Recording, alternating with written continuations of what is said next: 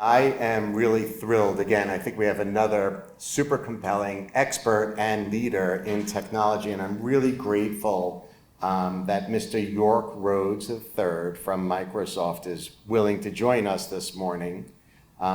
Yorke Rhodes is the Director of Strategy and Transformation at blockchain at Microsoft.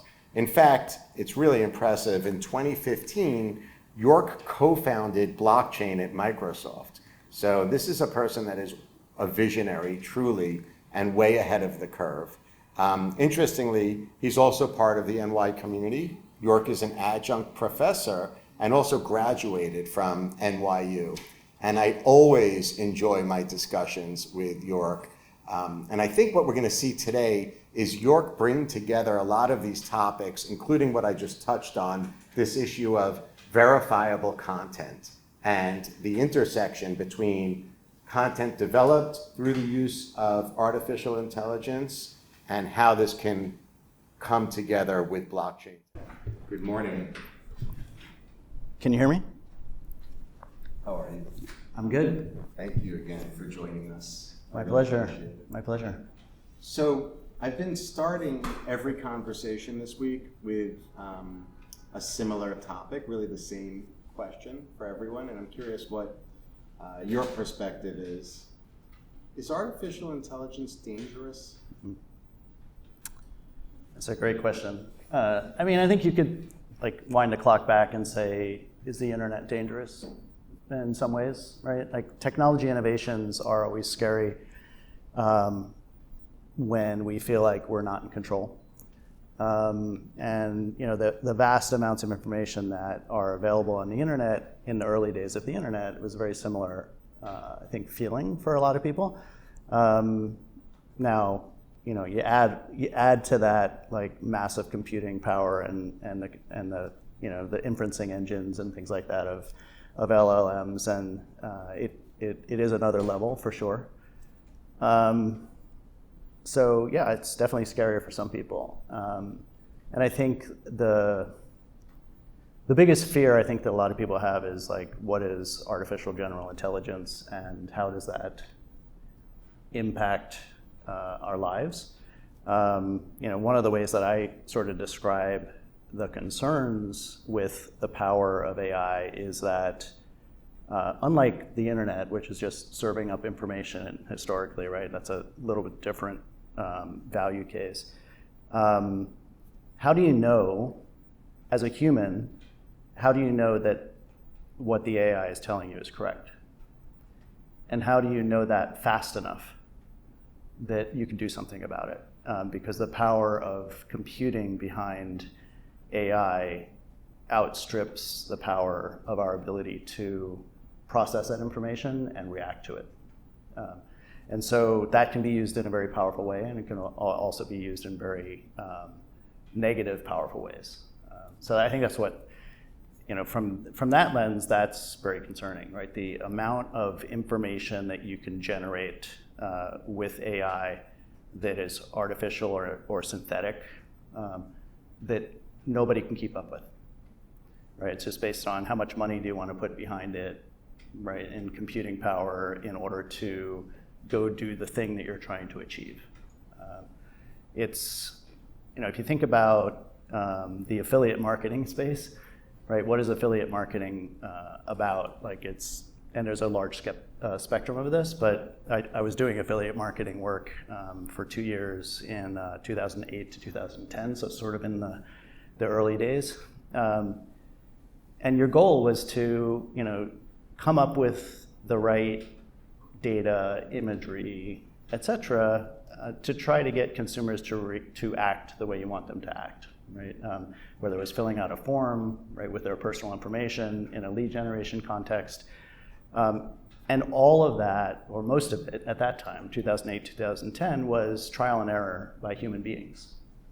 Move that forward to the world of A/B testing integrated into it. And now you've got machines helping you optimize what's converting the best, right, from a technology capability. And that's kind of like how you can see this evolution of of AI as well. It's like humans doing something at a certain pace and a certain amount of opportunity that's constrained by human labor, moving to automation with something like A/B testing tooling, and then just moving to the next phase, which is like the ability to synthetically create content of all forms, right? Not just text, right? And not just static imagery, but moving video imagery that can now be A/B tested effectively to find out how can you manipulate large amounts of people to perform actions either for positive or negative outcomes using this tooling. So like all technologies, it can be abused for sure, and that's I think what makes most technologies a little bit scary. So you just hit on so many topics that I want to cover today, but given the fact that your background, really you are an e-commerce expert as well. Let's start with e-commerce, and then maybe we could back all the way up to AGI. Sure. On the e-commerce front, I anticipate that through the use of AI, brands will be able to change fundamentally how they interact with the customer along the customer journey. Starting from before the customer knows she wants the product, you hinted towards ad campaigns, et cetera, all the way through the purchasing process, and then even post-product acquisitions and returns. I know that in e-commerce today, in the fashion industry, for instance, return rates are between 22 and 35%, which is just massive. Yep. So can you take a second to give us your opinion as to how artificial intelligence can really be a game changer for companies in the way that they interact with their target consumers? I mean, a good example that's sort of early usage of AI technology is any kind of interactive chatbots, right? That are the beginning of a journey of judging interest essentially from consumers. You can see this on on websites, right? When you're interacting with product websites, there's a certain level of chatbot interaction which has a certain level of knowledge, right? That it can respond to maybe 75% or 80% of consumer queries about something, and then translate that into the dating app category, and you have dating app profiles that are designed to interact with consumers up until a point that then they can sell something, and those types of things are sort of at the front end. As you think about the fashion industry and clothing and the return rates, the tooling that we have that allows you to allow people to more directly experience fashion, right? That exists for, I think, a number of reasons. One is there's a pretty big habit of consumers purchasing multiple goods and trying them on at home and then sending them back. Bracketing. And I think the other is just not, with static imagery on an e-commerce site, just not being able to actually get enough of a fit and a look feel. An early example of that obviously was the blanking on the name, the glasses company that did try on many years ago, but having the ability to try things on in a context that is accessible to consumers, obviously digitally, is all done essentially either through sort of brute force algorithms or most recently in a much more less brute force way through AI.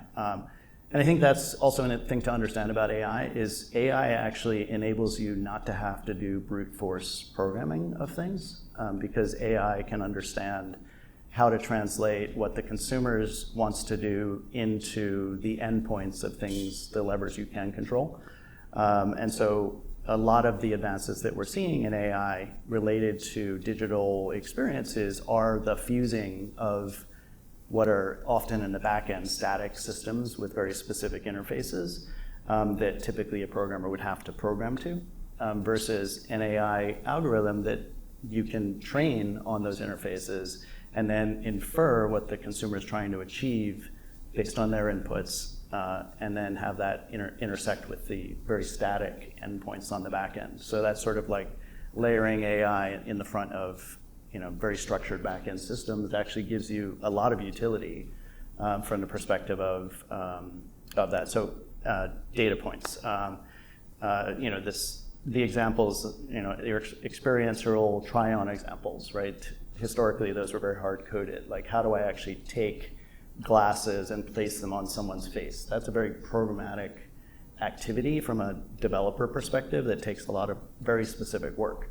Now, if you can have AI understand the back end of, how do I take a consumer's features and then take, that as an input to, the features of glasses and then fuse those together, that's a programmatic activity that AI is actually enhancing, so that you don't have to do as much hard coding. So what that means is that it doesn't have to be specific to glasses anymore, right? Now it can be the world of fashion, assuming you have the right characteristics captured for different types of clothing and things like that. So I think we'll see massive advances there in terms of these types of try-on applications. That's really fascinating. In fact, I've heard from just being in the marketplace that a few of our national retailers are poised to launch this try-on feature at the point of sale, digital point of sale, imminently within the next 6 months. And I would imagine that will significantly decrease returns. It should, right? I mean, if you have realistic looking synthetic version of yourself, plus with real data about yourself, right? Clothing size data, right? Waist, all the things that you would deal with when you're measuring clothing, in a tailor. That type of data translated into sort of the interface using AI, most likely, to different types of clothing makes that actually much more accessible from a utility perspective. And I think this is such a great example of where it was hard, and you would say today somewhat unproductive, to do all this hard coding, right? To try to do it for glasses, to try to do it for a decal on a shirt, to try to do it for makeup, right? And now with this interface, which is what AI is providing us, with the right inputs on either side, that is a tremendous productivity enhancement in terms of getting this utility to more digital experiences across more brands. So then how does that impact commerce beyond the big companies with deep pockets? From what you're saying is, it sounds like it might have a leveling effect for entrepreneurs, small companies. Will they be able to access these new technologies to, for example, limit returns, and then can they balance off against big companies like Neiman Marcus and Walmart and Saks Fifth Avenue? It's a great question, right? Like, if you think about a Neiman Marcus or a Saks application, mobile application, right, or website. By the way, I worked on both of those a number of years ago. Interesting. That's hundreds of thousands of dollars of development and then maintenance to keep those digital experiences fresh, right, and running properly. If you layer on things like augmented reality, right, experiences, or these types of experiences that we're talking about, that's a whole nother level of expertise from a development perspective and a whole nother level of expense. So to your point, this should have the opportunity to democratize access to some of these features, which allows it then to get into the markets of startups and companies that don't have the hundreds of thousands of dollars per digital experience to spend. So let's look at the other side of the consumer journey, going back to before she knows she wants the product, and as it relates to these smaller companies. What will happen competitively for that new startup when they want to develop an ad campaign, and then know whether or not that ad campaign will actually reach that customer's interest. Maybe there's even a level of personalization. How will AI augment that process and also stretch budgets for startups to compete with the bigger companies like Saks and Neiman's? Yeah, it's a good question. I mean, you're kind of touching on almost like user acceptance testing, from the perspective of testing whether the content you've created is going to actually reach the audience from an incentive perspective that you thought it's going to reach, and how do you measure that, and how do you create tooling for that. I think the inputs are going to be, or the outcome of that, if you were to say, well, how do we test that at scale, right? That's clearly one of the things that you can do with AI, right? And different bot technologies. And in this scenario, scale means, do we have enough persona data points about the consumers we're trying to reach across enough people personas that we can use that as a test bed to now test our algorithm against. So effectively, take 100 people's personas and maybe create 10,000 synthetic personas. That would be an AI activity. And now we've got a much larger audience, right? 2 orders of magnitude that you can test against. And then you can use AI for generating, the new text-based ad campaigns and the new imagery, right? Whether it's static images with all the different types of things we know how to do in advertising, or whether it's moving images, and then you just run those through a testing bed. Essentially, it says take all these things I've created, effectively use optimization algorithms to see which of those actually get the 10,000 synthetic users' attention. That's probably pretty powerful. So it's kind of interesting, because then if we reverse it and think in terms of the brand putting together some sort of immersive experience in the metaverse, similar to what we saw, for example, Walmart do in Roblox recently, and then perhaps those 10,000 synthetic personas coupled with hundreds of thousands of real users and fans create user-generated content surrounding that Walmart experience in the metaverse and start posting on YouTube. How do we know as consumers which content is real? How should it influence our purchasing decisions? And then, furthermore, how does a company like Walmart, who has spent literally millions and millions of dollars to protect and preserve its intellectual property, fight back against user-generated content that perhaps is misleading, is disinformation, or can even devalue its intellectual property? So by real, you meant, I know it's from Walmart. Correct. Okay. So that's a provenance question. Correct.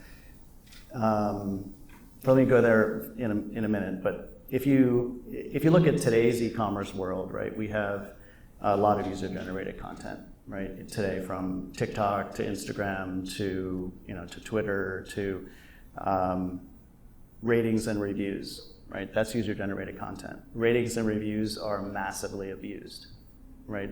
Maybe not by consumers unless they have a grudge, but they're definitely abused by competitors and things like that, right? And so that is user-generated content, which is not real, right, from the perspective of the brand. It's not sanctioned by the brand, party, yeah. Right? That can have an impact on the reputation of a seller, right? The reputation of goods that the seller is selling. That exists today, right? And I think where you're starting to go is, okay, well, we're putting, and like, take that example first of all. That example today is fairly brute force, right? I can hire thousands of people in some region of the world where they make money for doing this type of stuff, and they'll go and manipulate the ratings and reviews of brands. So replace those thousands of people with synthetically generated content by AI with certain inputs, and now you can accelerate that without the human element of it. And that's a very negative, powerful way you could use AI in this context. And then sort of winding it forward to the 3D space of something like Roblox or the NYU metaverse, which is built in spatial, or other tools like that. Now you basically say, well, okay, so how does the digital experience get influenced, the 3D digital experience get influenced by synthetic or generative content?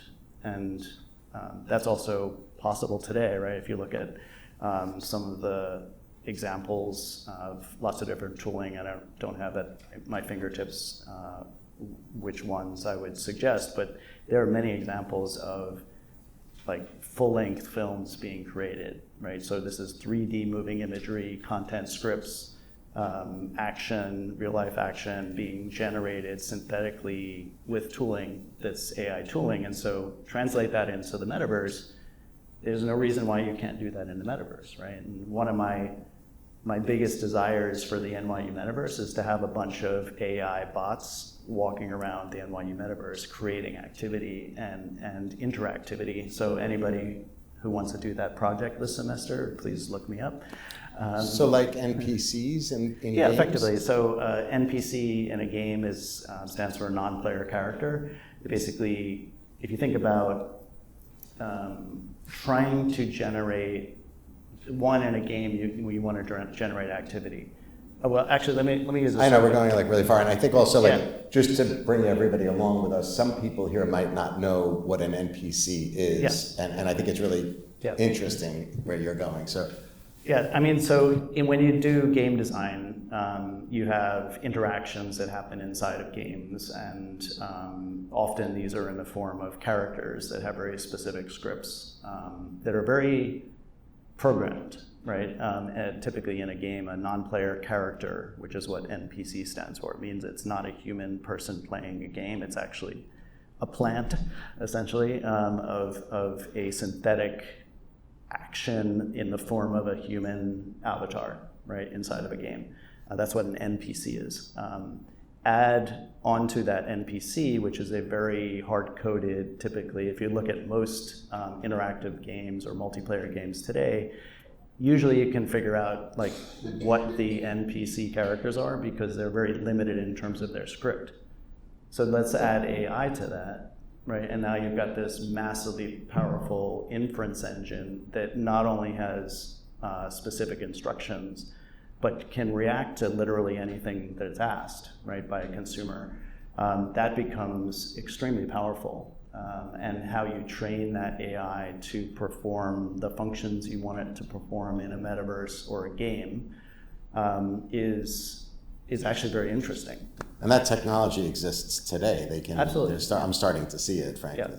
Yeah. I mean, like if you look at something like spatial, you've got avatars, right? And so, what do you need to do to create an NPC, AI-controlled NPC inside of spatial?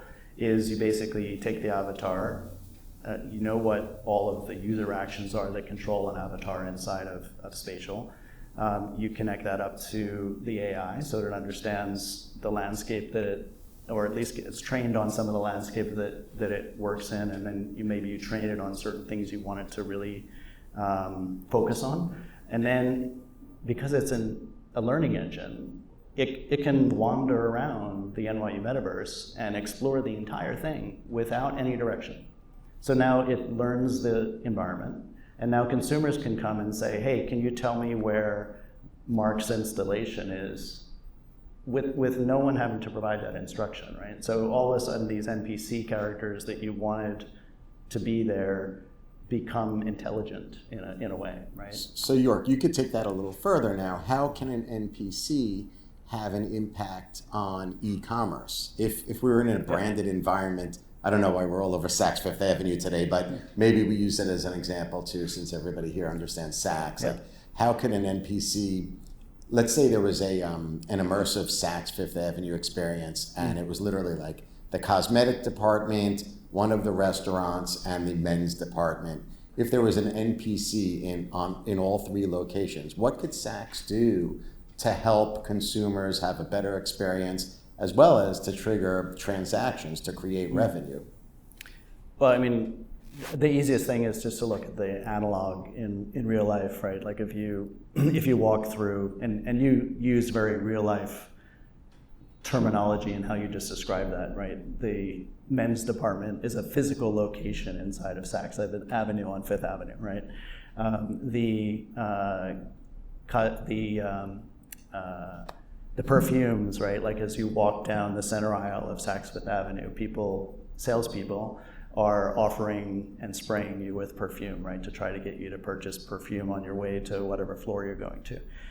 Those are very physical world constraints, right? What's also interesting and people should be aware of is the consumer experience inside a virtual experience is rendered by the consumer's PC, right? And so in theory, that rendering can be very unique to specific consumer persona data as well, right? And so maybe when you walk into Saks Fifth Avenue, there's certain things that are similar for all experiences, but based on your specific data that we can use to personalize that experience, you can change the rendering of it, right? And we know that, Mark and his family are allergic to perfume, so they don't use any perfume in their family, so why even interact, right?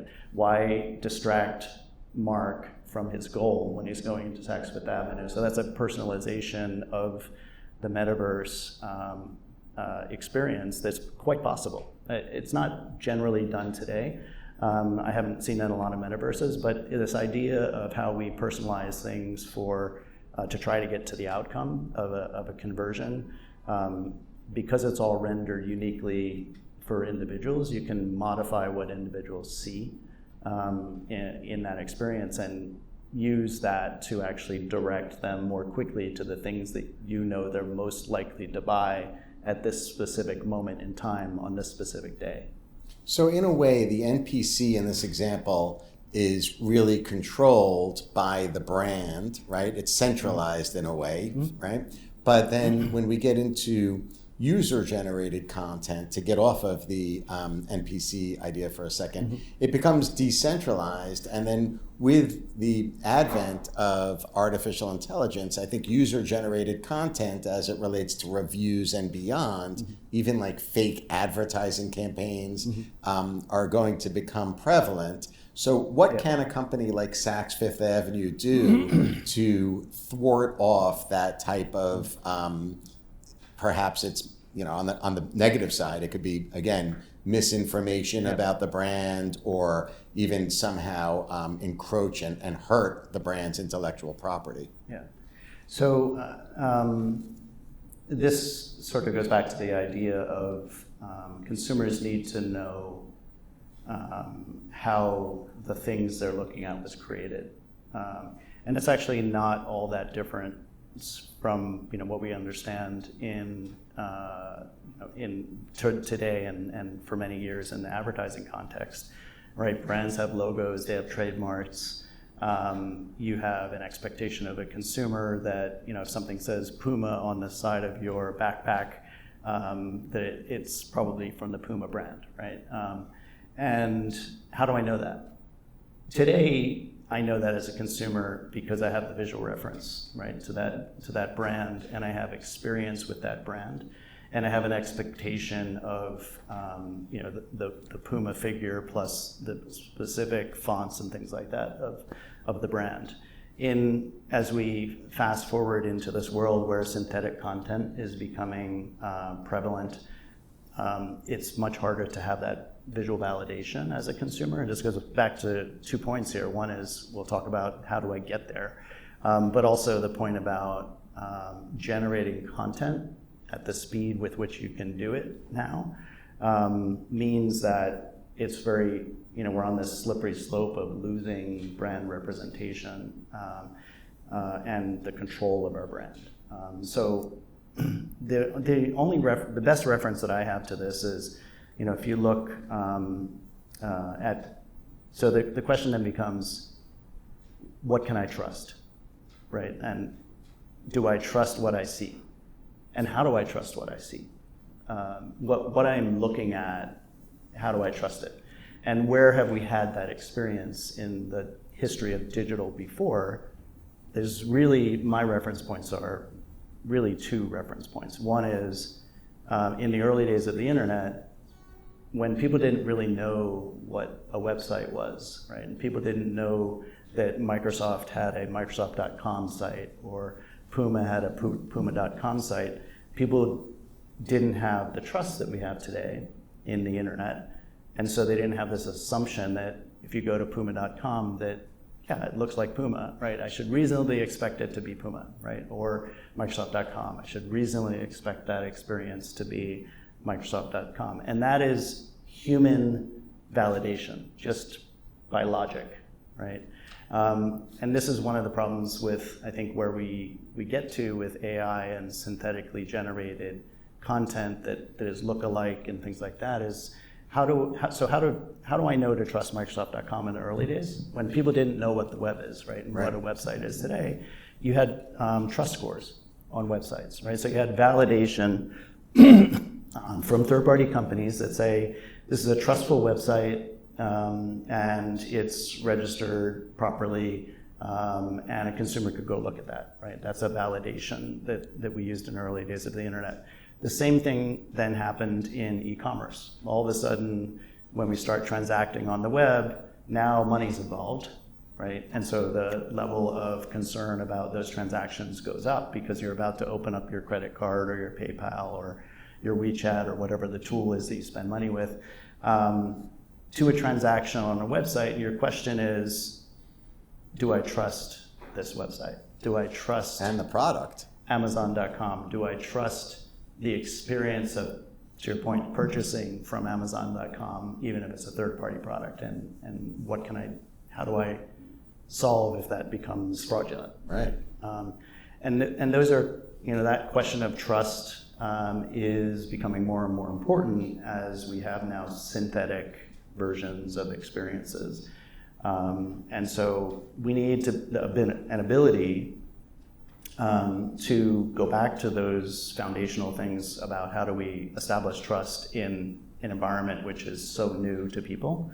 And that's in an AI context or in a digital context, a great way to think about that trust certificate is you're validating something, right? And what are you validating? You're validating the origin of the creation of that content that you see as a digital consumer. That historical digital life of that content is essentially something called provenance. And so who created it? Is it something that has some kind of signature from the brand, like Puma or whoever, that says, yes, this might have been created by Horizon Media, but Puma validates that it's okay, right? So that's a part of the provenance of that digital media, which has certificates of validation associated with it. And that entire history essentially is what will help consumers understand and be able to trust synthetic and digital content. And it actually improves a lot of the problems that exist today on the internet because there's massive abuse of brand, trademark, and logo information by third parties. If you have these trust certificates today that says Puma validates that this particular ad campaign, right, using this logo is actually authorized by Puma, that would improve some of the things we have today. So I would imagine then that concern of trust as it relates to valued information or valued digital goods will extend then into the music industry with songs, into Hollywood with film, into fashion with digital apparel and accessories. Yeah. So ultimately, will blockchain technology be the solution to protect the value for communications as well as digital goods? Yeah, I mean, what I was describing as certificates and signatures, those are essentially inherent in blockchain technology. That if you know blockchain registers things in a sequenced ledger in time, and the only things that can be registered in there are identified by signed keys that are owned by specific brands, for example, in our example here. And so it's very technical, but it actually allows you to create these certificates that you can trust, right? So if, for example, Puma or Microsoft signs something, there's a way to tell that that was actually signed by Microsoft, right? And maybe it's, leads back to the Microsoft website and the certificate shows that it's valid and it was signed by Microsoft, as an example. That is not unique to blockchain technology, but blockchain technology is the most scaled up implementation of these types of signed, sequenced digital ledger certificates. And so it's a great implementation and a great place to experiment and play with these capabilities. And to your point, as we move forward with all different types of media, the same problem exists, right? Whether it's 3D moving imagery, film, or video, which is inclusive of AR, VR experiences. You have absolutely the same problem. So how do I know that when I go into spatial and someone tells me in spatial that they're Marc? How do I know that? Right, I'm all of a sudden interacting with you in spatial with an expectation it's actually you, right? And maybe we'll exchange money, personal information, decide to go to a club together, whatever, right? But ideally, I need some validation that it's actually you. So the repercussions, though, can be pretty great if you take it back to, for example, cultural issues surrounding politics and society. If you and I are interacting in spatial and you think you're speaking to me and I'm influencing you and others with a particular perspective as it relates to climate change or other important issues, and it's not in fact me, that can have a chilling effect on even like societal advancement. Yeah, so let's break that down a little bit. So, I mean, it's obviously less important to the world if Marc has a specific position on climate change or other geopolitical issues, but let's assume it's someone like Xi Jinping or Barack Obama, right? Sure. And they're able to, through a digital representation of moving image as well as sound, both of which you can look today are totally possible, right, with the existing capabilities that we have in AI. Fuse those together, you can make a relatively convincing persona that looks like a political figure, both voice and moving image, that could be used to influence outcomes in an election, right, as an example, or influence just behaviors and people's thought processes about things. And so then the question becomes, how do you know, as a consumer, how do you know what you're looking at is actually not just synthetic? And we replaced the actual words spoken by Barack Obama with some kind of disinformation, and it's being spoken with the image and the voice of that person. Again, both of which technologies are very accessible to you and I today. We can do this today. Yeah. So that's a provenance question. How do I know that the content that I'm looking at is not synthetic? That I need to see the history and the origin of those statements. I need, in order to validate that it's not synthetic, I need to understand that the creation of that media content that I'm looking at was done through some kind of technical manipulation or tooling that has certificates associated with it so that I can see the history of how it was created. So it's interesting that you landed on leaders from the United States of America and China, particularly in the context of our discussion surrounding AI, because it seems like there's an arms race surrounding technology between these two entities right now. And I'm curious, from your perspective, is the idea of like democracy versus communism challenged with regards to, let's say, China's capabilities of training an artificial intelligence to believe in its philosophy, communism, with a much bigger population than the United States and maybe more tools available to train AI? Is that possibly going to impact American sentiment as it relates to freedom and democracy? Perhaps we can't train AI at the same level of data input as communism. So where does that come into play? It's a good question. So there's actually an interesting geopolitical struggle in technology going on between different regions of the world, and if you look back at sort of some of the export controls that exist in different countries, they're typically designed to prevent another country from becoming superior, right? Whether it's nuclear proliferation or whether it's advanced chipsets and advanced knowledge of how to create chips. Two very different examples, but both really the outcome of export controls is the same, right? It's to design the world that we want to see in our image. Right. Right. Interesting. And very specifically our image, right? Whose image, right? Correct. Is the question there. And we now have these technology tools that allow us to more effectively manipulate populations. What was the tool before this example that I described that most effectively manipulated populations?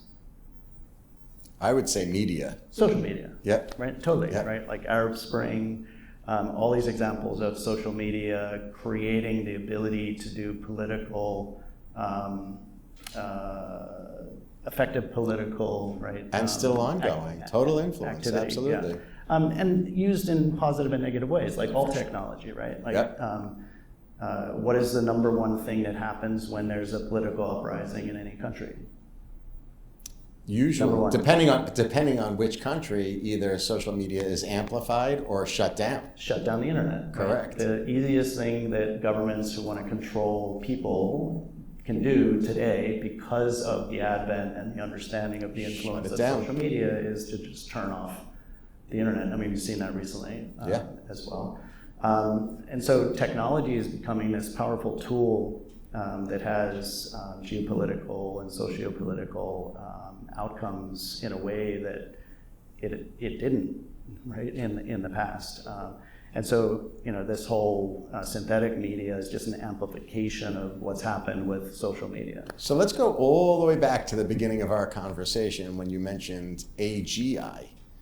Can you tell everybody, they might not know what the term AGI is, and then it's kind of fun in the context of this geopolitical arms race surrounding technology. What is AGI, and then what role can that play where it becomes humans versus robots?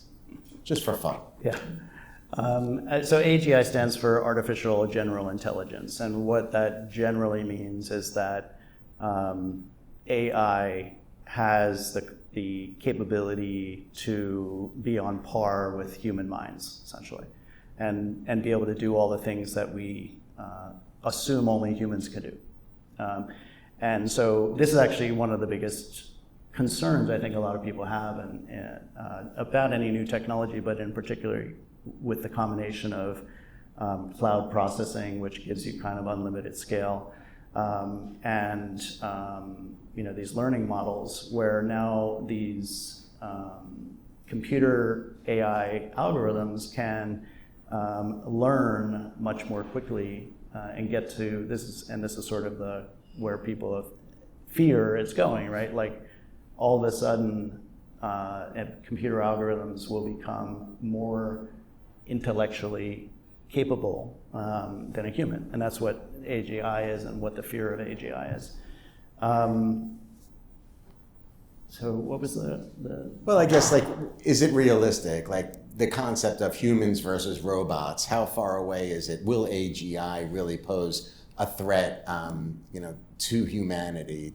It's a really good question. I don't have a good answer for that. I think you can look at, and Ann and I were talking about this earlier, actually. Look at autonomous vehicles as a data point. Autonomous vehicles have a level of sophistication of how to react to the environment around them, the physical environment around them, in a way that is designed specifically to be protective based on certain inputs. And I think Anna's data point, she'll probably talk about this more, is that there's actually many fewer accidents that happen in an autonomous vehicle than humans actually hurting or killing other humans using vehicles, right? Correct. And so it's actually on a scale, right? One scale, it's safer, right? But that's a autonomous agent running in a vehicle that has enough data to understand its surroundings and what's good and what's bad. And that, I think, is where people get concerned, right? What is the definition of good in the concept of AGI versus bad? Correct. So in the beginning of the summer, maybe the latter part of the spring, a group of tech leaders, I think including Elon Musk, called for the slowdown of advancements in AI. And I think it might be surrounding this topic specifically, AGI. Is it feasible for these companies to actually slow down progress now? Well, let me ask a slightly more provocative question. Is the CEO of a company that has, what's the motive of any company? I'm sorry? The motive of any company. What is the motive of a company? What's the motive of? Generate profit, shareholder value. Okay, so profit.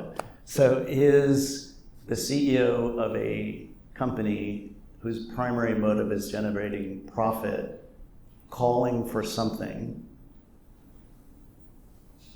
necessarily the reason why we think that they might be calling for that? There's zero chance. And I guess to take it a little further, if you extend that then to this geopolitical arms race, will American government try to slow down American business development for AI? Yeah, so that's a very different question.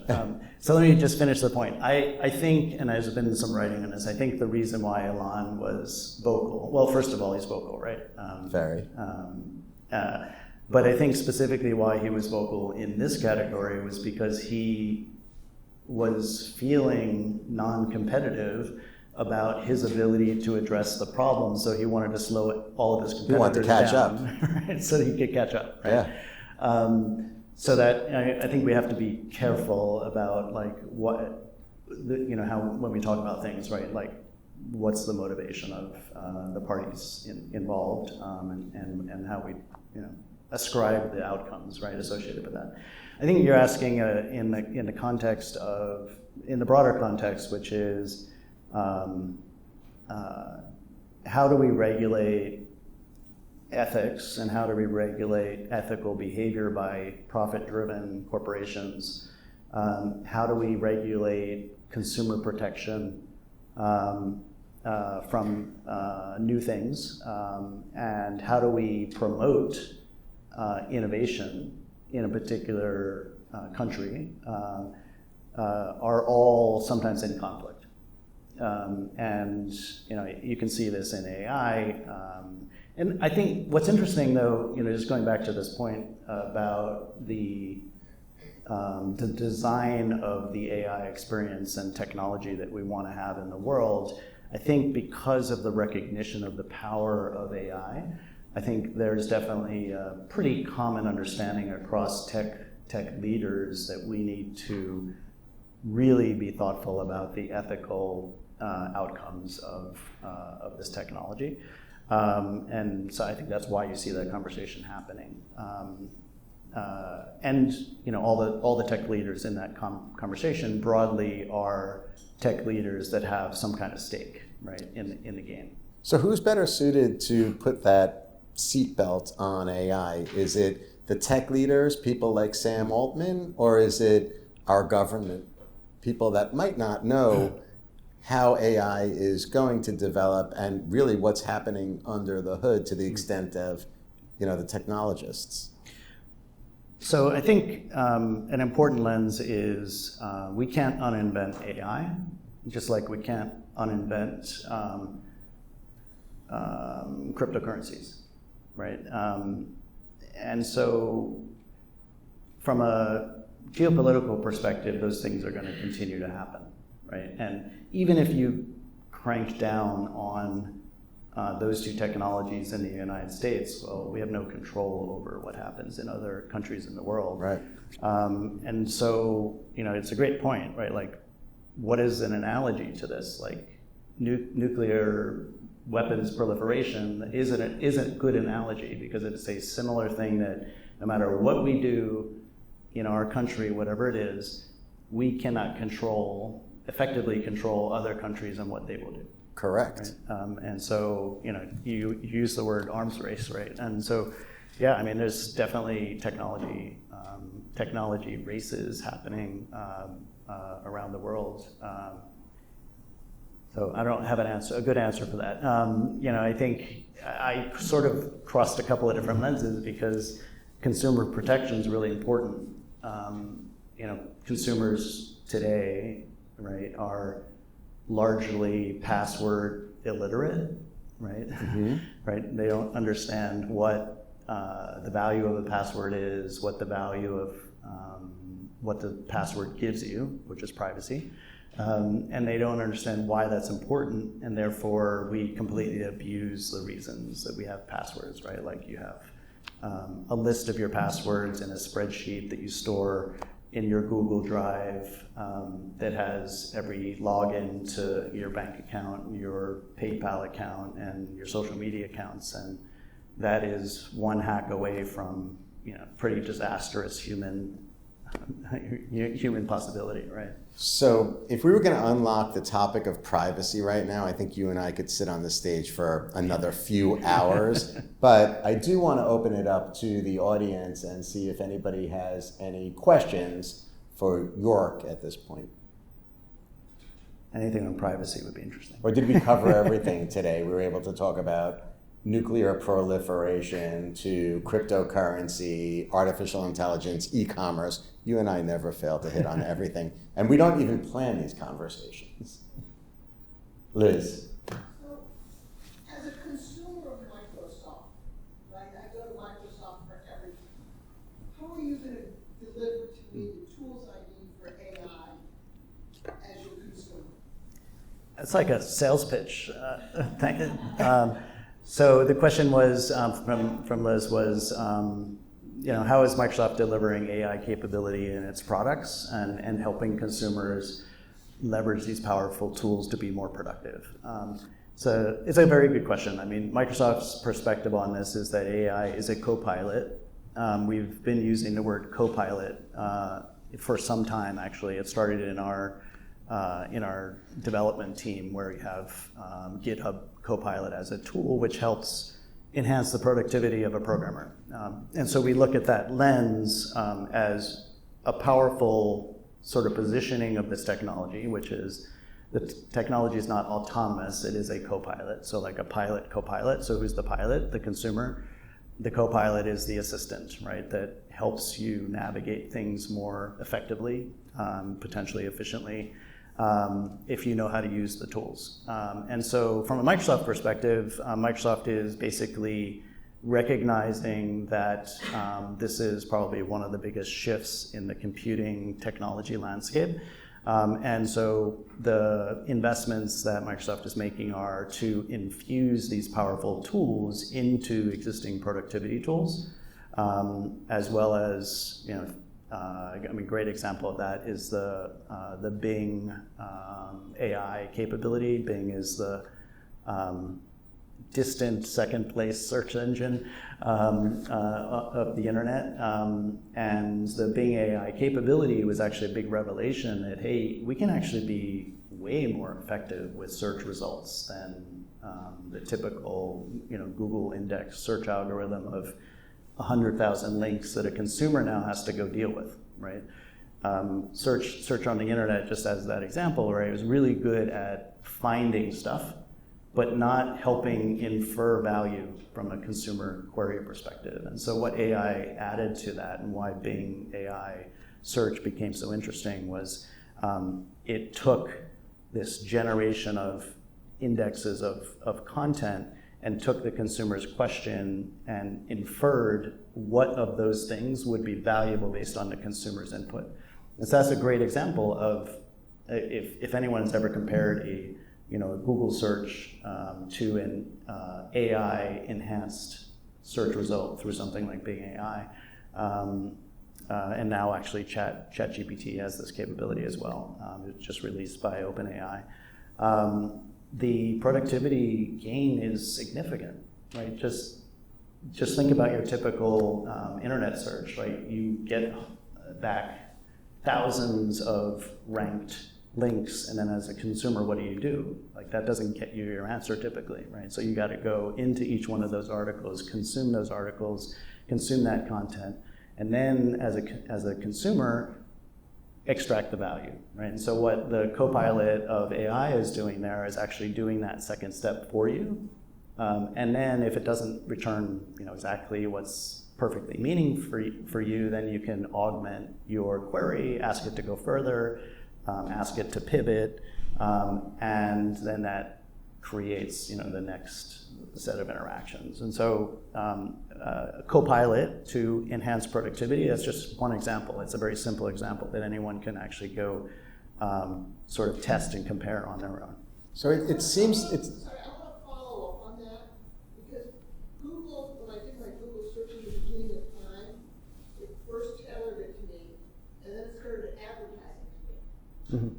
So now I'm going to do my AI search on Bing, and I want it to be tailored to me, Right. what I want, but I don't want it to be advertising, prioritized for me. That's the privacy Yeah. I want to protect. So I think what you're asking is, with something like Bing AI search, do we avoid the influence of money in advertising to prioritize the answer? And I think the way Bing is handling that is that it actually treats it separately. So if you look at the Bing AI interface, you'll get your ChatGPT answer, and that is in context and things you can interact with. And then what happens is, on the sidebar, is advertising shows up related to the content. And so I think there's a separation of what's happening in the AI experience with the consumer, and then stuff on the side, just like we have with advertising today, that's actually, you could have paid advertising against.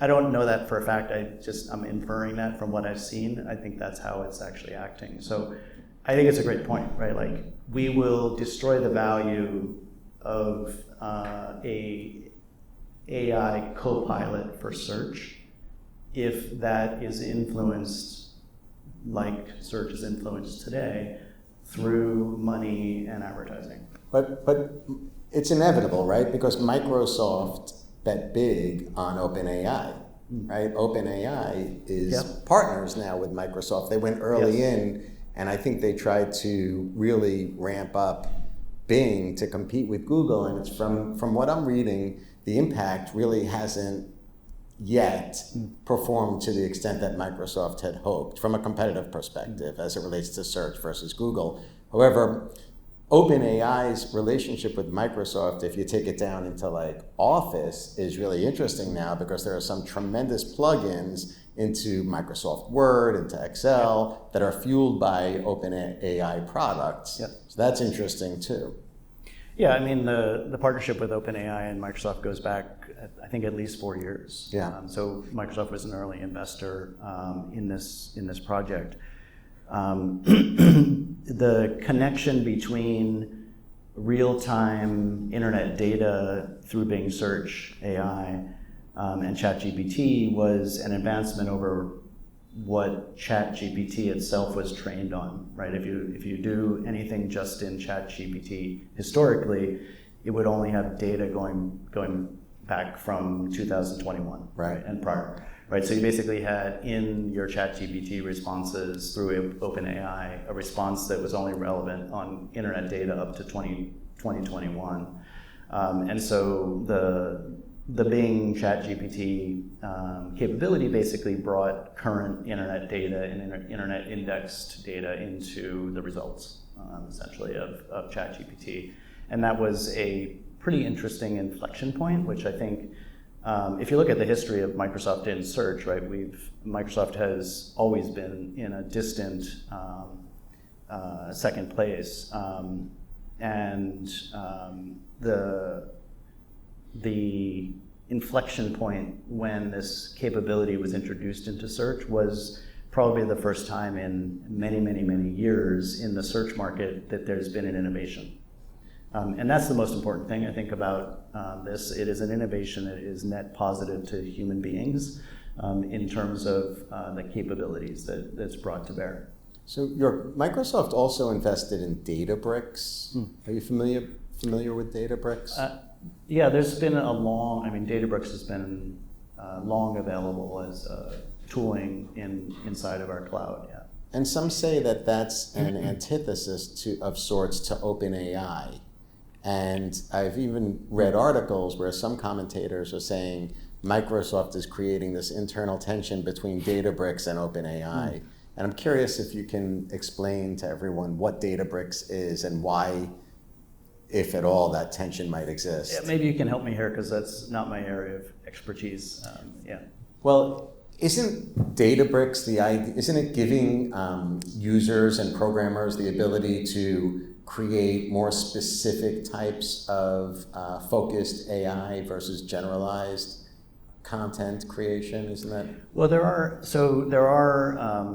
tools in the Microsoft Cloud. So it's Microsoft Cloud is called Azure. So there's Azure AI and Right. Azure Cognitive Learning Tools. One of the things that is really important, and I heard this in your conversation earlier, is if you're using a tool like OpenAI or Bard or other tools on the internet, and you're putting information into those tools, you should have a reasonable expectation that those inputs are being used for something, right? Whether it's to train the system further or whatever, right? And so, as a user with proprietary data from your company, you definitely don't want to go to, take a spreadsheet and say, analyze this spreadsheet and provide me with some outputs. So that's where we have to think, you have to be very thoughtful about how do we take the power of AI and use it in the context of proprietary data. So Databricks could be used in that capacity. I don't know. It becomes Yeah. special. I think it becomes like a walled Exactly. So garden. It's specialized. Yeah, right? what you're describing is essentially the open internet version of a utility Right. versus a company-specific implementation where you could Correct. safely put proprietary data. And then the consumer version of that is you can run the full ChatGPT stack on a consumer PC now, and that allows you to have full control as a consumer of that tool, right? That none of that data that you're running on your local PC and using that AI for goes beyond your PC, right? And so you're basically training that individual PC implementation of the AI instance. And so that's consumer version on a PC, cloud version that's running a closed proprietary environment with the same tooling, and then open internet version, which is public, right? Exactly. Essentially. Yeah. Exactly. Thank you.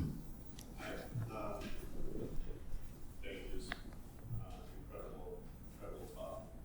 Thank you. So I'm curious about NYU's metaverse. Okay. And I was wondering, where might we get the initial data set, just like to pre-train the model, to get that going, get that started. I just began an Nice. What school is that in? What was that? The school, the Media Arts Masters? That's ITP. Oh, okay. Yeah, that's awesome. That's an awesome program. So Elizabeth was one of the founders of the NYU Metaverse, and it's built in spatial, so that exists today. It's actually, if you haven't been there, it's really cool. Actually, the link was provided as part of this talk, I believe. It's live now. This is broadcasting live in that. And Spatial, by the way, is a company that's headquartered in Soho, which is kind of cool as well. You can visit them. And they're a startup, right? So they're taking, obviously, a lot of input and feature requests. And I think what you're probably asking about is what I talked about earlier, which is this ability to create a NPC characters, essentially, in basically AI-controlled avatars that roam around this metaverse experience. Okay, so that's the context. What was the question? How to get started? Well, more just like where to get the because I think what you were getting at was like how can we really inform the characters inside of this? Yep. It's a combination of things. With Yeah. artificial Yeah. intelligence.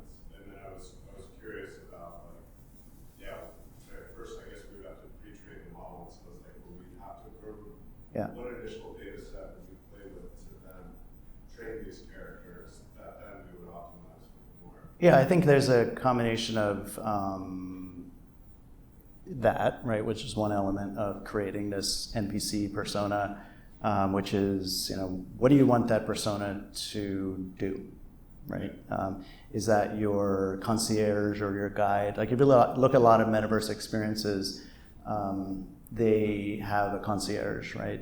Where there are people who help consumers who've never been there before to understand, how to do things, right? And how to train themselves to learn how to exist inside of this experience.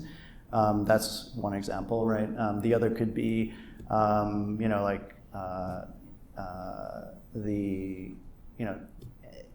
whatever content, right? Like I'm laughing because it's fun. Like I've seen, I just got to weigh in here because I've seen outside of spatial NPCs created in Fortnite through the use of Unreal Engine, which gives literally photorealistic images of people. So you'll walk over to someone standing on the corner of New York City, right. And it used to just be an NPC that is, pretty, like really worthless to a certain extent. It's just happens to be part of the game. And now you can walk over to this random individual and start having a full conversation with her or him, and it's trained on AI. You could do this now, and it's having a full conversation with you about, the street, the neighborhood, the block, the weather, politics, Right. everything. Right. And, Yeah, it's, so I and think- it's so photorealistic. It's Yeah. incredible. Take a look if you haven't seen it, and extend into that. Yeah, so I think there's It's fun. There's the data, the training, and the inputs. What do you want this bot to be informed about? And then there's also and I don't know how to do this. This would take some research. What are the controls and how would you connect the AI-driven bot experience to the avatar to be able to control the look and feel, right, of the and how they interact, right? An AI, just as a data point, right, like you would need to inform the AI that's driving this avatar what a greeting is, right? And how do I greet someone, right? How do I high five someone? How do I react when someone approaches me? How do I react when someone reaches out their hand, right? Or gestures for a hug or something, right? Those are all specific things that would have to be trained, specific to the controls that exist in something like Spatial or Roblox or Fortnite or whatever, that those interact. This is how you respond when you see this activity. And the character's personality. So our agency is doing work right now with various cities throughout the country. And in one instance, we're right now developing Abraham Lincoln in this format who comes to life with Abraham Lincoln's specific gestures and body movements and all of this. It's really wild. They also showed us Elvis Presley. So the conversation that you might have with some random person on the street in Fortnite changes quite a bit when you're at the Lincoln Memorial. Right. So it's pretty wild. Yeah. So on our spatial side, spatial was going to do a boot camp this week with us, but we postponed it. So it's now scheduled for January to work with us on how to Awesome. build in it. But if we want to do it faster, we probably can schedule it for September. Yeah. Very cool. Please. So, obviously with AI and these automated responses, some jobs might get replaced. Like, I know like some things, I'm not sure if like with therapy, that's gonna be potentially replaced. So I was wondering what your guys' opinions were on that. There's actually some really good examples on the internet of therapists. Like, what does a therapist typically do? I mean, not to diminish the profession at all, right? But a therapist often repeats back to you, sort of the things that you're concerned about and thinking about, and helps you further explore them. That's a great example of a place where I don't think you're going to replace the specialty of a lot of things, right? At least at this point in time. But therapy is not accessible to a lot of people, right? Both from a physical location perspective as well as a economic perspective, right? It's an expensive thing to get into, and typically the more you get into it, the more revenue it generates for the therapist, right? So yes, it is an economic impediment. So one of the things about technology like this is that it gives access to more people. And obviously now, the dependency becomes technology access, right? How the people who can access a digital therapist that's controlled by AI are people who have access to the internet, right? So that's now a different question, right? That's another potential digital divide thing that you have to solve for. We thought the internet would solve for that. It largely hasn't. There's still massive differences between the expectations of someone who lives in New York and someone who lives in a village, right, in the middle of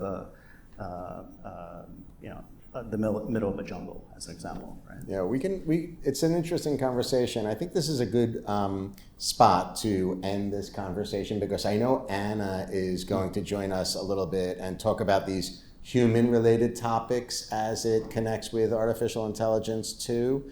But it's worth noting, we could talk about this offline, the mayor of Reno actually instituted an initiative for her entire constituency surrounding mental health, wellness, and leverage technology to purchase therapy literally for her entire city.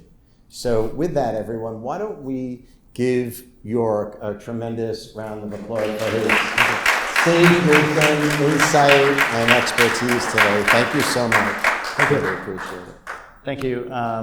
Really excited about the technology landscape and the opportunities that we have. As I mentioned, with the NYU Metaverse, I think that's a great exploration of how we can apply some of these experiences. And my e-commerce class in the grad program for SPS starts on September 11th. So maybe I'll see some of you there.